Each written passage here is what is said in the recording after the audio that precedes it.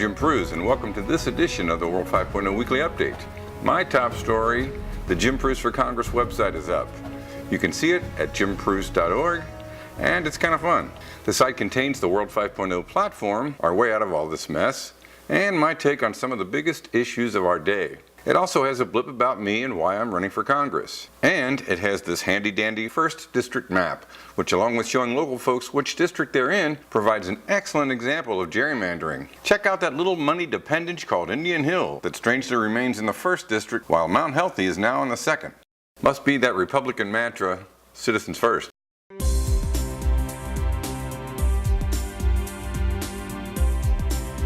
With over 100 marches scheduled for last weekend, activist citizens continue to protest the acquittal of George Zimmerman in the Trayvon Martin murder.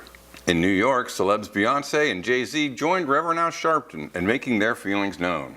It's such a big stink, President Obama made an unscheduled press conference to address it, and the Justice Department is looking to see if there were federal civil rights violation. Could be wrong on this, but I believe the right to live is a civil right. The so-called Stand Your Ground law, introduced by the Republican legislature and supported by Governor and Lurch lookalike Rick Scott, seems like another clear indicator that the common good doesn't even enter into these folks' thinking.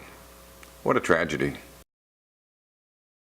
A secret document obtained by the Bureau of Investigative Journalism reveals for the first time the Pakistan government's internal assessment of dozens of drone strikes and shows scores of civilian casualties. The United States has consistently claimed only a tiny number of non-combatants have been killed in drone attacks in Pakistan, despite research by the Bureau and others suggesting that over 400 civilians may have died in the 9-year campaign.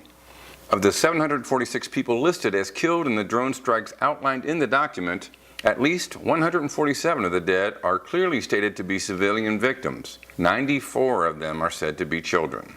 Well, here's another category where the U.S. leads the world. Children killed by drones.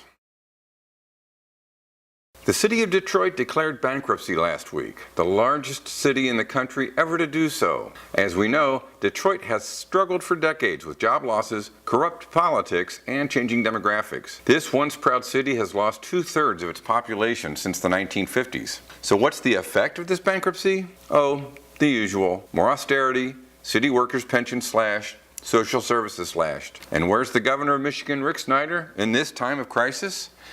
He said, this isn't about writing checks. Detroit did this to itself. Of course, he fails to mention that, like Ohio, the state of Michigan has robbed cities and municipalities of tax revenue funding so he can balance the state budget and give incentives to his corporate clients. Too bad he doesn't see the citizens of Detroit as his clients. An Ohio River Foundation youth conservation team is now active in Hamilton County, performing habitat stewardship work. The crew is high school students who are planting trees in floodplains and removing invasive species like honeysuckle and hemlock in county parks along the river. Now in its 13th year, the nonprofit Ohio River Foundation, through its education and conservation activities, assists communities along the river and throughout the 200,000 square mile watershed with protecting water quality, restoring rivers, and improving public awareness of the importance of the natural environment in the Ohio River watershed. And finally, a fine time was had by all at the first Urban Greens Bash at the Turpin Community Farm last Saturday. What a field day for our new paradigm. Great food, great friends, great conversation. It's good to be together. That's our show. Please tune in again next week when we'll talk about something else. Peace.